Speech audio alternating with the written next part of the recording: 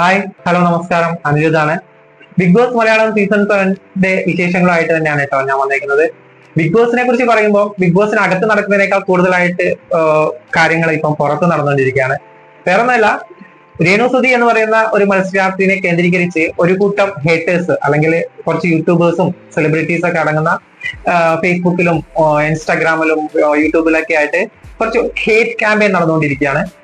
രേണുസുതി കുളിക്കുന്നുണ്ടോ, പല്ല് തേക്കുന്നുണ്ടോ, പിന്നെ വേറെ എന്തെങ്കിലും നടക്കുന്നുണ്ടോ എന്നൊക്കെയുള്ള ഭൂതക്കണ്ണാടി വെച്ചിട്ടുള്ള നിരീക്ഷണമാണ് ഈ വീട്ടുകൾ നടത്തിക്കൊണ്ടിരിക്കുന്നത് കേട്ടോ.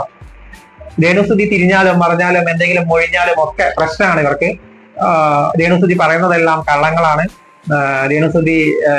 രേണുസുതിയെ മോഹൻലാൽ ചോദ്യം ചെയ്യണം, വിചാരണ ചെയ്യണം, പുറത്താക്കണം എന്നൊക്കെയുള്ള ആഹ്വാനങ്ങളുമായിട്ടാണ് ഒരു കൂട്ടം ആൾക്കാർ മുന്നോട്ട് പോയിക്കൊണ്ടിരിക്കുന്നത് കേട്ടോ. എന്തിനാണ് ഇങ്ങനെയൊക്കെ ചെയ്യുന്നതെന്ന് ചോദിച്ചു കഴിഞ്ഞാൽ എനിക്കറിയുന്നില്ല ഇവർക്ക് ഇതുകൊണ്ട് എന്താ കിട്ടുന്നതെന്ന്. റീച്ച് കിട്ടുന്നുണ്ട് എന്നുള്ളത് സത്യമാണ്, റീച്ച് ഉണ്ടാവും സ്വാഭാവികമായിട്ട്.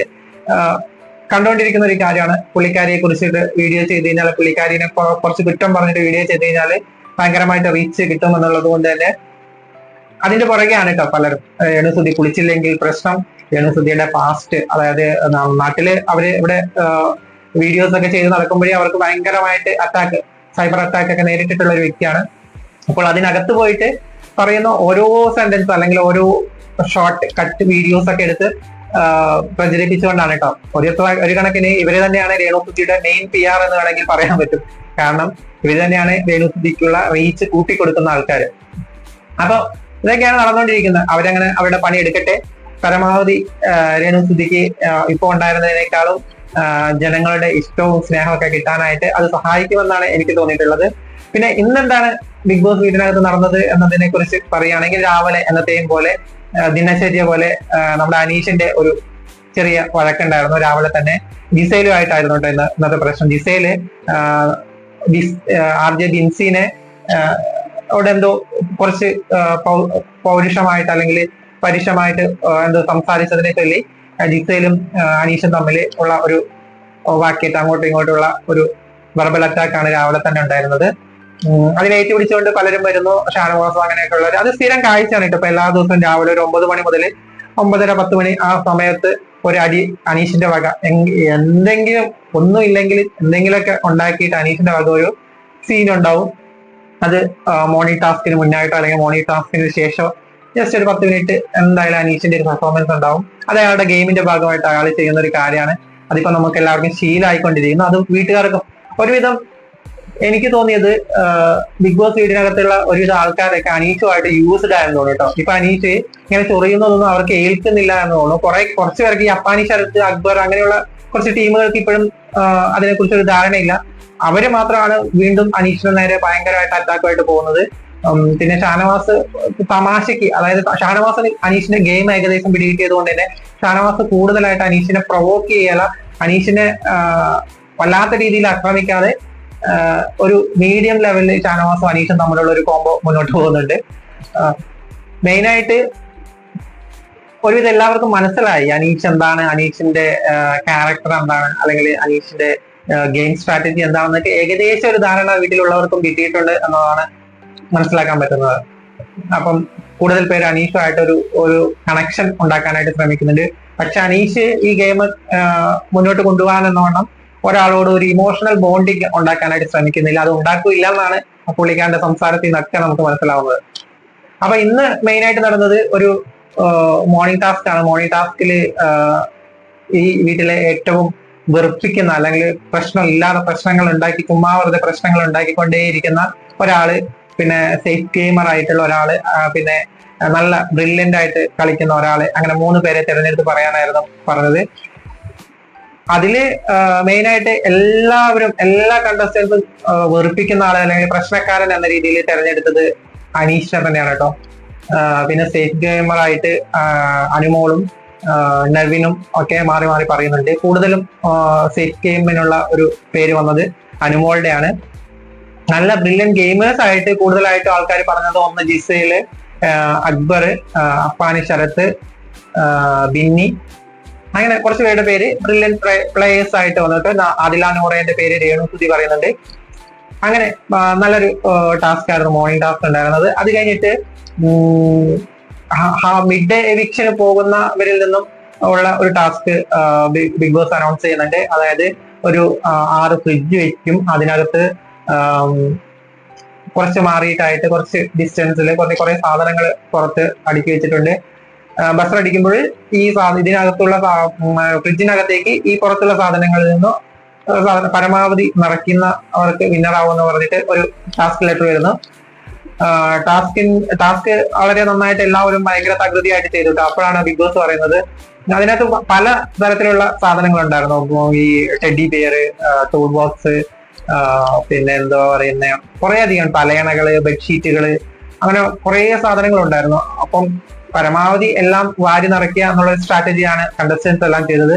പക്ഷെ റിസൾട്ട് അനൗൺസ് ചെയ്യുന്നതിന് മുൻപായിട്ട് ബിഗ് ബോസ് പറയുന്നുണ്ട്, ഞാൻ നിങ്ങൾക്ക് തന്നത് ഫ്രിഡ്ജാണ്, അല്ലാതെ വെറും ഒരു ബോക്സ് അല്ല. അതുകൊണ്ട് തന്നെ ഫ്രിഡ്ജിൽ ഞാൻ തലയണയും ബെഡ്ഷീറ്റും അല്ലെങ്കിൽ ടൂൾ ബോക്സും ഒന്നും കയറ്റി വെക്കാറില്ല. അപ്പൊ ഫ്രിഡ്ജിൽ എന്തൊക്കെയാണോ വെക്കാൻ പറ്റുന്ന സാധനങ്ങൾ ആരൊക്കെയാണോ വെച്ചിട്ടുള്ളത് അതിനാണ് പോയിന്റ് എടുക്കേണ്ടതെന്ന് പറയുന്ന ട്വിസ്റ്റ് ബിഗ് ബോസ് വെളിപ്പെടുത്തുന്നത്. അപ്പോഴാണ് ഇവർക്ക് എല്ലാവർക്കും ബോധം വരുന്നത് കേട്ടോ. കാരണം ശരിയാണല്ലോ ബിഗ് ബോസ് പറഞ്ഞത്, ഫ്രിഡ്ജിനകത്ത് വെക്കാൻ പറ്റുന്ന സാധനങ്ങളല്ലേ എടുക്കേണ്ടത് എന്ന്. പലരും അതിന് മുൻപ് തന്നെ ചെറിയ ഒരു ഐഡിയ ഒക്കെ ഉണ്ടായിരുന്നെങ്കിലും കൂടുതൽ ആൾക്കാർ എല്ലാവരും മറ്റുള്ള ഫ്രിഡ്ജിൽ വെക്കുന്ന സാധനങ്ങളെക്കൊക്കെ കൂടുതലായിട്ട് മറ്റു പലതുമാണ് വെച്ചിരുന്നത്. അങ്ങനെ വളരെ മനോഹരമായിട്ടുള്ള ഒരു ടാസ്ക് ആയിരുന്നു കേട്ടോ അത്. ആ ടാസ്കിന് ശേഷം ബിഗ് ബോസ് എല്ലാവരെയും ലിവിംഗ് റൂമിൽ വിളിച്ചിട്ട് ടാസ്ക് ചെയ്തതിനെ കുറിച്ചിട്ടുള്ള അഭിപ്രായങ്ങൾ ചോദിക്കുന്നുണ്ട്. ഈ കഴിഞ്ഞ രണ്ട് ടാസ്കിനെ കുറിച്ച് നിങ്ങൾക്ക് ഹെൽപ്പേഴ്സ് ആയിട്ട് വന്നവര് നന്നായി കളിച്ചു എന്ന ഒരു തോന്നലുണ്ടോ, അല്ലെങ്കിൽ എന്താണ് നിങ്ങളുടെ അഭിപ്രായം എന്ന് മിഡ് വീക്ക് എവിക്ഷനിലേക്ക് തെരഞ്ഞെടുക്കപ്പെട്ടിരിക്കുന്ന 6 പേരോട് ചോദിക്കുന്നുണ്ട്. അതിനകത്ത് ഒനീലാണ് ആദ്യം വന്നിട്ട് അഭിപ്രായം പറയുന്നത്. ഒനീൽ വളരെ സംതൃപ്തനാണ്, കാരണം ഒനീലിന് വേണ്ടി കളിച്ച 2 പേര് നന്നായി കളിച്ചിട്ടുണ്ട്. അത്യാവശ്യം നല്ലൊരു സ്കോർ ഒനീലിന് നേടിക്കൊടുത്തിട്ടുണ്ട് കേട്ടോ. അതുകൊണ്ട് തന്നെ ഒനീൽ ഭയങ്കര സാറ്റിസ്ഫൈഡ് ആയിരുന്നു. ഓക്കെയാണ്, എനിക്കൊരു പരാതിയില്ല, നല്ലപോലെ എനിക്ക് വേണ്ടി കളിച്ചിട്ടുണ്ട് 2 പേരും എന്ന് പറഞ്ഞിട്ട് ഒനീല് സപ്പോർട്ടേഴ്സിനെ നല്ലത് മാത്രമേ പറയുന്നു. രണ്ടാമത് ഷാരികന്റെ സപ്പോർട്ടേഴ്സിനെയും ഷാരികനെയും വിളിക്കുമ്പോൾ ഒരു ക്രാഷ് വരുന്നുണ്ട്. അതിനകത്ത് ഷാരിക പറയുന്ന ഒരു കാര്യം എന്ന് പറഞ്ഞാല്, ഷാരിക തെരഞ്ഞെടുത്തിരുന്നത് ബിന്നിയും ആദില നൂറയായിരുന്നു. അതിനകത്ത് ആദില നൂറ നന്നായിട്ട് അവരുടെ ഭാഗം അവർ പെർഫെക്റ്റ് ആയിട്ട് ചെയ്തിട്ടുണ്ട്. പക്ഷെ ബിന്നിയുടെ ഭാഗത്തുനിന്ന് ഒരു ആത്മാർത്ഥമായിട്ടുള്ള ഒരു പ്രവർത്തനം ഉണ്ടായിട്ടില്ല എന്നുള്ള കുറ്റപ്പെടുത്തലാണ് അവിടെ ഉണ്ടാകുന്നത്. ബിന്നി അത് കേട്ട് തകരുന്നുണ്ട്. ബിന്നി ശരിക്കും അത്യാവശ്യം നന്നായിട്ട് ഗെയിം കളിക്കുന്ന ഒരു പ്ലെയർ ആണ് ബിന്നി. പക്ഷെ ബിന്നിക്ക് ഇവരുടെ ഭാഗത്തുനിന്ന് ഇങ്ങനെ ഒരു പരാതി വന്നപ്പോൾ ബിന്നി കുറച്ച് ഡെസ്പായി പോയി. മറുപടിയൊക്കെ പറയുന്നുണ്ട് അങ്ങോട്ടും ഇങ്ങോട്ടും. എടുക്കാൻ പോയ സ്ട്രാറ്റജി തെറ്റായി പോയി, ഇവര് വിചാരിച്ചതുപോലെ നടന്നില്ല, ഞാൻ അങ്ങനെയായിരുന്നു പറഞ്ഞത് ഇങ്ങനെയായിരുന്നു പറഞ്ഞത്, അങ്ങോട്ടും ഇങ്ങോട്ടുമുള്ള ക്ലാഷ് ഒക്കെ നടക്കുന്നുണ്ട്. അതിനുശേഷമാണ് നമ്മുടെ അനീഷിനെ വിളിക്കുന്നത്. അനീഷിനെ വിളിച്ചപ്പോഴത്തേനും അനീഷ് ഇത്രയും കഴിഞ്ഞ ദിവസം ഞാൻ പറഞ്ഞായിരുന്നു, കഴിഞ്ഞ ദിവസത്തെ അനീഷ് പനിശരത്തിനെയോ അനുമോളെയൊന്നും ഒരു കുറ്റവും പറയുന്നില്ല, വളരെ പോസിറ്റീവായിട്ടാണ് എടുക്കുന്നത്. ഏറ്റവും അവസാനത്തെ പോയിന്റ് കിട്ടിയിട്ടും അനീഷ് വളരെ പോസിറ്റീവായിട്ടാണ് ബിഹേവ് ചെയ്തത് എന്നൊക്കെ പറയാണ്. പക്ഷെ ഇന്ന് ബിഗ് ബോസ് ഇങ്ങനെ ഒരു കാര്യം ചോദിച്ചപ്പോൾ അനീഷ് നേരെ ഉൾട്ടയടിച്ചിട്ടോ. ബിഗ് ബോസിന്റെ അടുത്ത് പറയുന്ന അനുമോൾക്ക് എന്നെ ജയിപ്പിക്കണം എന്നുള്ള യാതൊരു ധാരണയില്ല, ഇവര് എന്നെ തോൽപ്പിക്കാനായിട്ട് കളിച്ചതുപോലെയാണ് എനിക്ക് തോന്നിയത്, ഇവര് ഒരു ആത്മാർത്ഥതയും ഇല്ലാതെയാണ് കളിച്ചത്, അങ്ങനെയാണ് പറഞ്ഞ് ഭയങ്കരമായിട്ട് കുറ്റപ്പെടുത്തുന്നു. അത് കേൾക്കുമ്പോഴത്തേന് എന്തായാലും അപ്പാനി ശരത്ത് ഇളകുമല്ലോ. അപ്പാനി ശരത്തിന് ഭയങ്കരമായിട്ട് രോക്ഷം ഉണ്ടായി.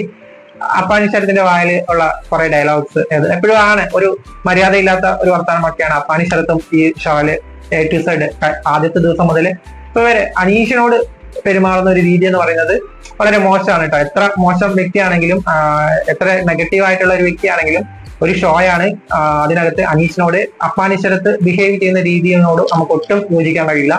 എന്റെ അഭിപ്രായമാണ്. എനിക്കൊട്ടും അക്സെപ്റ്റ് ചെയ്യാൻ പറ്റുന്നില്ലാത്ത ഒരു പെരുമാറ്റമാണ് കേട്ടോ അപ്പാനിശരത്തിന്റെ ഭാഗത്ത് നിന്ന് അനീഷിന് നേരെ ഉണ്ടാകുന്നത്.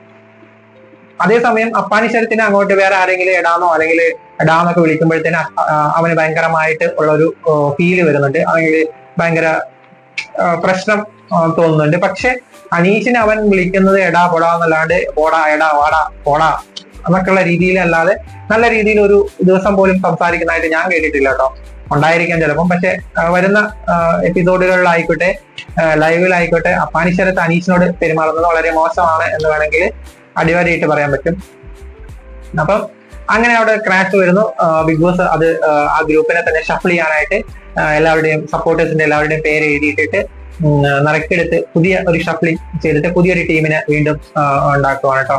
അതിനകത്ത് അനീഷിനെ, ആദില നൂറയും പിന്നെ RJ ബിൻസിയാണ് വരുന്നത്. അപ്പം അങ്ങനെ ഷഫിൾ ചെയ്തപ്പം ഗ്രൂപ്പിൽ എല്ലാവരും ഭയങ്കര സാറ്റിസ്ഫൈഡ് ആണ്. വളരെ നല്ല രീതിയിലാണ് എല്ലാവരും അതിനോട് പ്രതികരിച്ചത്. അപ്പൊ നാളെ ഇനി ഗെയിം കളിക്കാനായിട്ട് പുതിയ ഒരു ടീം, ഒരു സപ്പോർട്ടിംഗ് ടീമിനെ നമുക്ക് കാണാൻ പറ്റും. പിന്നെ അതിനുശേഷം സ്റ്റോറി ടെല്ലിംഗ് എന്ന് പറയുന്ന ടാസ്ക് ഉണ്ടായിരുന്നു. അതിനകത്ത് ഇന്ന് മനോഹരമായിട്ട് കഥ പറയുന്നത് കലാഭവൻ, സരിക, പിന്നെ അഭിശ്രീ, അതിനുശേഷം നവി, ഇങ്ങനെ മൂന്നാളും അവരുടേതായിട്ടുള്ള രീതിയിൽ പേഴ്സണൽ ലൈഫിനെ കുറിച്ചിട്ടും ചൈൽഡ്ഹുഡ് ലൈഫിനെ കുറിച്ചിട്ടും പ്രൊഫഷണൽ ലൈഫിനെ കുറിച്ചിട്ടൊക്കെ വളരെ മനോഹരമായിട്ട് കഥ പറഞ്ഞായിരുന്നു. എല്ലാവർക്കും ഇഷ്ടപ്പെടുന്ന രീതിയിൽ കുറെ അധികം ഇമോഷണലി ഭയങ്കരമായിട്ട് ബ്രേക്ക് ആവുന്ന തരത്തിലായിരുന്നു അബിയുടെ സ്റ്റോറിയും നവിന്റെ സ്റ്റോറി ടെല്ലിങ്ങും പിന്നെ കലാഭവൻ, സരികയും ഒക്കെ ഭയങ്കര നല്ല രീതിയിൽ തന്നെ സ്റ്റോറി അവതരിപ്പിക്കുന്നുണ്ട്. അങ്ങനെ ഇതൊക്കെയായിരുന്നു മെയിനായിട്ട് ഇന്ന് ബിഗ് ബോസ് വീട്ടിൽ നടന്നത്. ഇനി നാളെ എന്തൊക്കെയാണ് നടക്കണത് നമുക്ക് കാണാം. നാളെ വിശേഷങ്ങളായിട്ട് നാളെ കാണാം. Signing off, Anirudh.